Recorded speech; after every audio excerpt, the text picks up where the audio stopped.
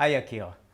We are now embarking into a journey. We call it to be or not to be quantum. This is not the question. And the reason I chose this title for our course is that for you, quantum mechanics is something much more important than people usually think. People think that it's worth studying quantum mechanics because it tells us about some laws of the universe, of nature. What you say is that quantum mechanics has to do with the way we live, with our life, with us being human beings, with mind, with thinking, and so on. Can we hear about your vision at this beginning of the course? Why do you think that quantum mechanics is important not only as a very interesting branch of science, but for our everyday life? The answer is the following. In classical physics, before quantum mechanics, everything was supposed to be completely deterministic. That means that if we know the state of the universe at a given time, we can predict exactly what will happen to it at a later time. There is no room for free will, and therefore there is really no room for us as human beings being part of it. Because we as human beings believe that we have free will, we have all kinds of properties that this kind of deterministic world doesn't permit us to think about. Now came quantum mechanics and suddenly opened the possibility of having something much richer in physics. We believe that we are a physical system, even our brain is a physical system, very complex physical system, perhaps the most complex one for its size, but nevertheless it's made out of physical entities, and therefore it should be governed by physical laws. Now suddenly quantum mechanics tells us that the past cannot determine the future. That opens perhaps the possibility for us to have free will, which is a very important feature in our life. But after we think for a while, we find out that indeed the kind of freedom that quantum mechanics allows us is only freedom like throwing a coin and making the decision of throwing it to death, because between all the possibilities that quantum mechanics permit for us, there is a law of probability. And that cannot account for a meaningful freedom. That brings me to believe that perhaps even the physics of quantum mechanics is not the end of the story. Why? I think about our brain as being the most complex system in the universe. Such a complex system cannot be experimentally investigated in the laboratory, because in the laboratory we can investigate only much simpler systems. On the other hand, we have our own experience that I call physical experiments of the most complex system in the world. Now, not all of our experience can be related to physics. I can't relate to physics the issue of exactly what is my emotion, or what is exactly I see when I see red color compared to what you see if you see red color. These kinds of questions are not directly related to physics of today. But there are three experiences of us that I believe are directly related to our physics of today, and they indicate that the physics of today is not rich enough to account for them. What are those experiences? First of all, obviously, is the issue of the free will. If quantum mechanics allows us only to decide between different possibilities by throwing a coin, then this is not a meaningful free will. So I have two options. Either I say that my feeling of free will is an illusion, or that the physics of today is not rich enough to account for the complexity of my brain, and perhaps a complex system like my brain will have some features that physics of today does not have yet, and will have to accommodate it to a kind of a new physics to account for it. This is the first example.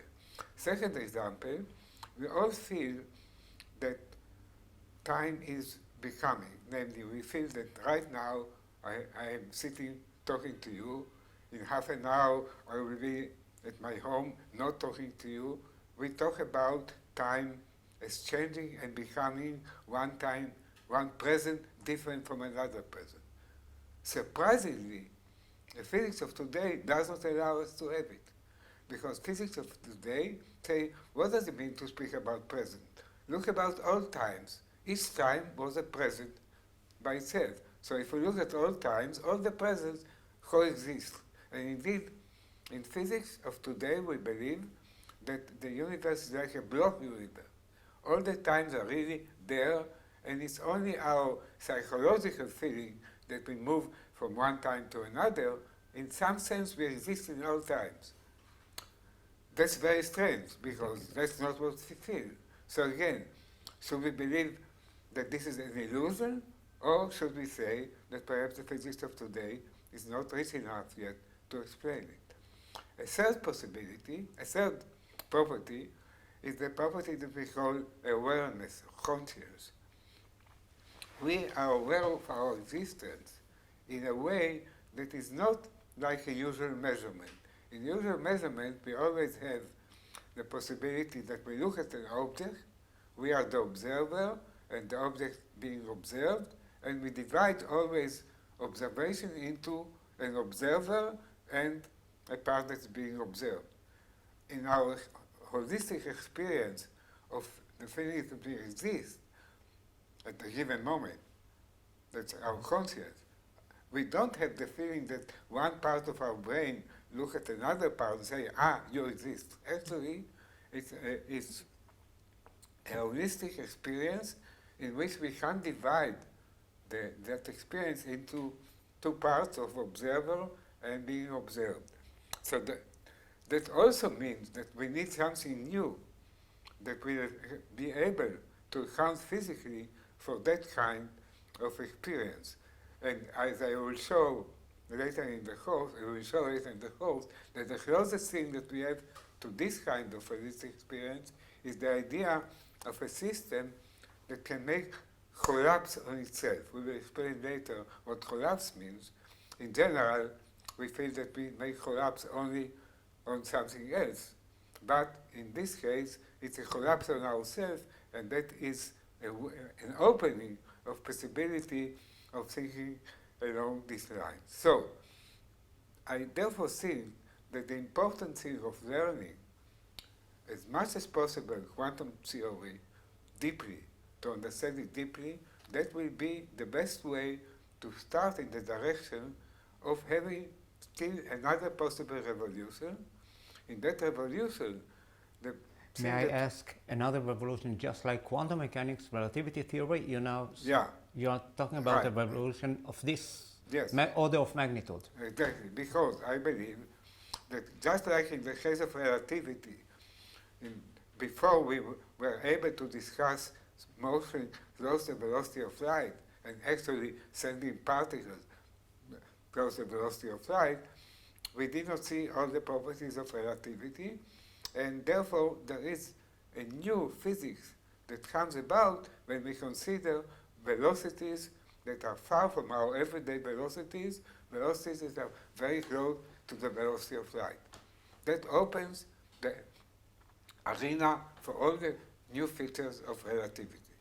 Then in quantum mechanics, we usually in everyday life see objects that are of the size that we see around us, but when we come to objects that are so small, כמו one electron or one neutron that has unbelievably small mass, suddenly we see there is a completely new kind of phenomena, and that will be all the things that we will discuss in our course in quantum mechanics. So now I believe that there is another parameter that I will call it parameter of complexity. And when that complexity is sufficiently large so that we are never able to do experiments on such complex systems in our laboratories up to date. The only laboratory we have to have this experience is our own. This experiment on this complex system is our own experience. Therefore, I believe that there will be a new revolution in physics that has to do with these parameters being sufficiently big. And there is one way to characterize complexity relevant for this issue. Up to now, when people consider complexity of system, they simply ask something like Kolmogorov defined, the mathematician Kolmogorov, how many parameters do we need to use in order to give the information about the system. From that point of view, for example, the Bible is a book that has fantastic complexity because we have to give huge number of parameters to tell us the content of this book. On the other hand, from the point of view of physics, I define complexity as how difficult it is to make a copy of the system.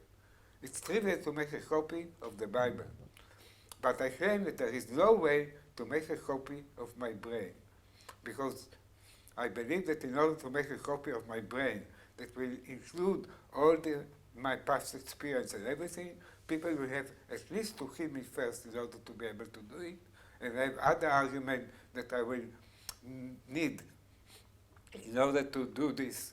All kinds of things that shows that it's impossible to be done. Not only by present-day technology, but in principle. This is something yeah, that I the believe, universe does not allow you to. And because of that, that is where I see an opening for free will. Because up to now, quantum mechanics allows me to have some possibilities of action, but it told me, look, you have these possibilities, but you can't choose between them. You can choose between them only randomly by throwing a coin. That's probability. But now we come back to quantum mechanics and say, hey, what's it? You can't make a copy of me. If there is no copy of me, there is only one experiment. No probabilities. Then there's no way to define probabilities. Nobody can prove to me that I have to choose among all my possibilities the one with the bigger probability, because there is only one experiment. And nobody can do many experiments to prove to me that I was governed by the rule of probability. So, complexity, to me, is a new kind of definition. How the system is more complex, the more difficult it is to make a copy. For example, people believe about quantum computers, and they say they will be just as complex as human beings, or even more. I say, what's it? There is one aspect that I know the difference between a quantum computer and my brain. I can make copies of quantum computers. Precise, exact copies. Exact copies. And I will give it the same experience and it will repeat itself. There is nothing can be done with human beings. So there is hope that even we develop the most complex quantum computers, there will still be not, in some then you sense, can not talk as about rich probabilities. as our brain. Yeah, so if you have a quantum computer, you can talk about probabilities. But when there is a human brain, there is no it is I think unique. that's very important. Okay, so you're giving us 3 challenges, okay, that you just Yeah, and mentioned. also I give you a reason why it's very important to go very deeply in understanding quantum mechanics, because if we want to have a new revolution, there are always hints for any new revolution in the existing theory. For example, in the case of relativity, there was a hint that Einstein used, and that was the tension between the space-time of Galilei and Newton and the velocity of light, the properties of light wave. Because light waves move in empty space, and therefore there is no meaning to say that light depends on our velocity, because there is no meaning to say that we are moving relative to empty space. But anyhow, there was, to Einstein, he saw in his vision a tension between the space-time of Newton and the Maxwell equations that describe the properties of light. In the case of Heisenberg and the discovery of quantum mechanics, there was a tension between thermodynamics and the wave theory. Because in thermodynamics, you say that each degree of freedom, if there is a temperature T, has an energy, kT. So if you take, for example, light in a cavity, inside the cavity, for each different wave that can be inside is like a different degrees of freedom. And therefore there are infinite degrees of freedom because there are infinite different modes that can be there. The first mode, the second mode, the way that oscillates 3 times. So in order to bring that system to temperature T, we'll need infinite energy because there are infinite number. So there is a tension between inside the theory between thermodynamics and the theory of Maxwell. And Heisenberg was able to solve this paradox by inventing a parameter that later was called after him, the HH, right? And that parameter saved the day.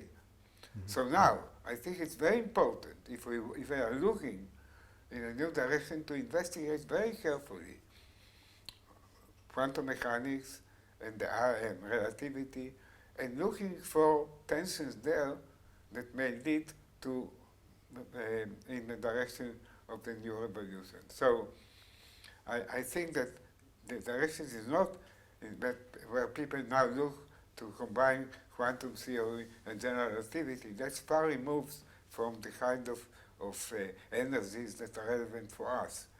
But in the issue that I discussed before, especially the problem of measurement, that is where our experience seems to contradict what quantum mechanics tells us. That's the tension that I think will lead us to go further in that direction. So what you are saying is that, with all due respect to the great experiments being done, every time that I have, say, a moral issue to think about and to make a decision, this is an experiment in physics, in quantum mechanics, just as important as any experiment on particles being done in CERN and so on. Yeah. Within this small thing, you say that this is the laboratory of the future. It's a laboratory experiment, but that cannot be done in the usual laboratory of physics because there we can't have copies of us that we can make experiments on them. Okay? And so the only place where we can have experiments right now, maybe in the future it will be different. Right now, the only place where we find this kind of experiment is our own experience. Nevertheless, the fact that we all have the experience makes me feel that this is not an illusion, but it's something that is real experimental evidence that something is missing. Now, one more question, and let me make life a bit hard for you, because you mentioned free will, and you say that quantum mechanics actually kind of liberates us from the determinism of classical physics. Einstein, you know, like Spinoza, believed that there is no free will, and you say, no, if I have a feeling that I have a free will, I do have free will. And then you say that quantum mechanics can liberate us. Now let me make it harder for you, because your version of quantum mechanics says that in order to understand quantum mechanics, we have to take into account the possibility that the future affects us not only the past, but the future sometimes affects us just as well. Now, Yakir, honestly, when you say that, I feel that my free will is even more threatened. So far, classical physics told me that I'm slave to my past. Now you say that I'm being determined both by my past and by the future, and then you can say that this brings back free will. Okay. How do you do that? You are right that this seems to be a problem. That problem is resolved, but I think it's too early to discuss at this stage how it is resolved, because we have to go much more deeply into the formalism, the new formalism that I developed of saying that the future affects the present and not only the past. This is indeed the most important discovery. It seems at first to contradict even more free will, but this is an illusion.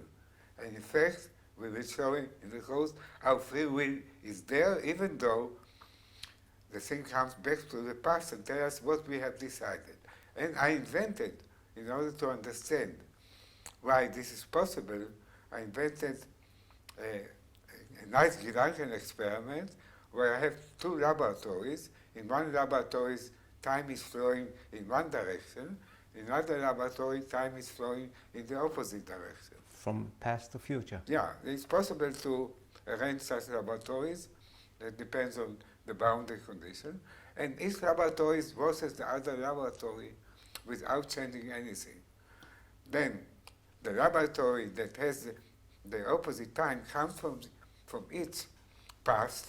The past of the second laboratory is the future of the first laboratory. So the second laboratory knows already at the present all the future of the other laboratory. Because it's her past. Because that was its past. Now, as long as it was looking at the other laboratory and was not allowed at all to tell the other guy anything, the other guy is free. It's because when he came in his time in the future, he makes a free decision. The fact that I came from the future and knew what he made does not change the fact that he was free to make it. The fact that I know what he's going to make because I came from the future does not mean that when he made the decision in his future, it was free from his past. This is very, very subtle, and I will explain it much better in the course. It's one of the most beautiful thought experiments. So my actual motto is, you can never be free from your future. You can only be free from your past. Once the future is there, you can't change it anymore. So if somebody comes back from the future and saw what it is there, doesn't matter that if he will come in the present, tell you, look, I know what you're going to do, then you will be able to do something else. But if he doesn't tell you anything, And make him a false prophet. no, but if you're not telling him anything, then it's like saying that in the future you saw what he did, and there is no change. So this is a very subtle and beautiful example of the kind of thought experiment we'll do in our course. So I'm taking you by your word. Yeah. Because you are leaving us promise in suspension Yeah. now. Because there is a paradox which drives me nuts, probably everybody, and you say that... Yeah, that shows an example that when you do physics in the right way and tell the right stories, it opens the possibility of having beautiful, interesting discussions that are free of mathematics. Any guy in the street that doesn't know anything about physics will be able to follow our discussions. Okay? Right. Very good. Thank you. That's enough for today. Okay? רגע, שנייה, תעשו עכשיו את הוויז'ן. תעשו את הוויז'ן באנגלית, אבשלום. הוא אומר לך שהוא כבר, הוא יעשה את זה בפעם הבאה. יקיר, תשאל אותו אם הוא רוצה. אותו ויז'ן, תעשה אותו עכשיו באנגלית. מה? הוא מבקש את הוויז'ן שנתת לי בעברית, עכשיו תעשה באנגלית. יש לך כוח? אני אשאל אותך. רק אם יש לך כוח. אבל אתה צריך להביא את השאלות הנכונות. אין שאלות, הוא נתן את זה כן, בעברית. אבל תעזור. לעזור? אוקיי. אז אתה רוצה שאני אגיד מילה בהתחלה, ואז אתם רוצים לעשות כמה דקות מזוג ואז להתרענן, או ש... אנחנו ממשיכים. אני חושב שזה יצליח. אני אשאל אותך כמה מילים על הוויז'ן שאמרת בעברית, אני מאמין שאתה תעשה את זה. אתה יודע מה, תקצר קצת, אבל אם הם רוצים. I want to speak about the vision, my vision to this course. I believe this course... Just a second, please. שדבר שוב אליי, ואנחנו נגמור את זה צ'יק צ'אק, ואז אני לוקח אותך הביתה. אז רק לדבר אליי, להתעלם מצחי ולהתעלם. לאט, הכל בסדר, לאט. We are talking about the visions now, and you are addressing only Avshalom. Okay, so Yakir, you have a vision about our course, and which sounds very tempting. What is your vision? I believe that this course will be the first attempt to combine the mathematics of physics with the story that we tell about the physics. It's very, very important to be sure that we understand what the physics theory is, to be able to tell a story about it that will be free of mathematics and will really catch the most important essence of what is new in our subject, free of mathematics.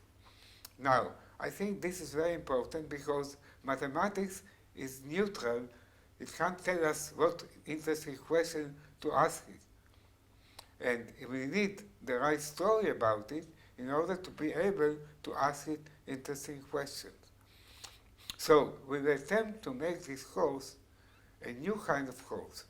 This will be a course in which, for each chapter in mathematics, we'll follow it with a story that is free of mathematics, that story could be told to any man that doesn't know anything about physics, and the story should be logical enough and catching the important issue of that chapter, and that will tell us that we really understand better the theory. So the book will be built in a new way. There will be the mathematics part of it, combined with the story that run in parallel. Any student that would like to take a serious course of quantum mechanics, for example, will have to follow both parts of the book. And he will really see that he understands much better the subject by following both the mathematics and the story. But just a second, can you repeat that, because we are talking about the course and not about the book. So please refer to course and not a book. Please. I didn't speak about a book, I speak about the course. No, you did say it is going to be a book about with the two No, I didn't. I think I said... אתה יכול להכניס בסוגריים course. I didn't mention the word book. I'm only talking about the course. Okay. So I'm saying, so this course, first of all, will be a much better course for students, for normal students. They will learn not only the mathematics, but also the right story to tell about it that will enrich their studies and make it much more interesting, and they will be better physicists for that. But there is another reward, that the part that is just the story could be told separately to people that don't know anything about mathematics, and then can take this kind of course as a general course about quantum mechanics or physics, and they will find it very interesting, and they will need no mathematics at all, so it will be available for a much broader audience. Great. Actually, you said something even more provocative. You said that when you are judging two theories, one against the other, you say that what is important, what makes a theory true and strong, is not only the mathematical consistency, the correspondence with what happens in the lab, but the following.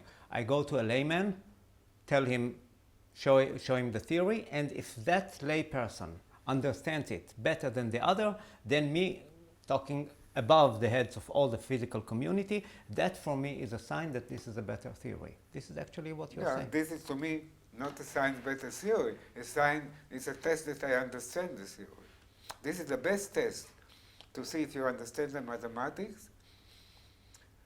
Mathematics is always consistent, otherwise we don't discuss it at all. But to understand the mathematics, the test of it is that we can find a story to tell what the mathematics is trying to tell us in a way that a man that has no knowledge in mathematics will understand. Only then we can say that we understand the theory. If we can't tell that story in a way that a man in the street understands, it means that we did not understand the theory yet. So this is a challenge for us. This is a challenge, yeah. Great.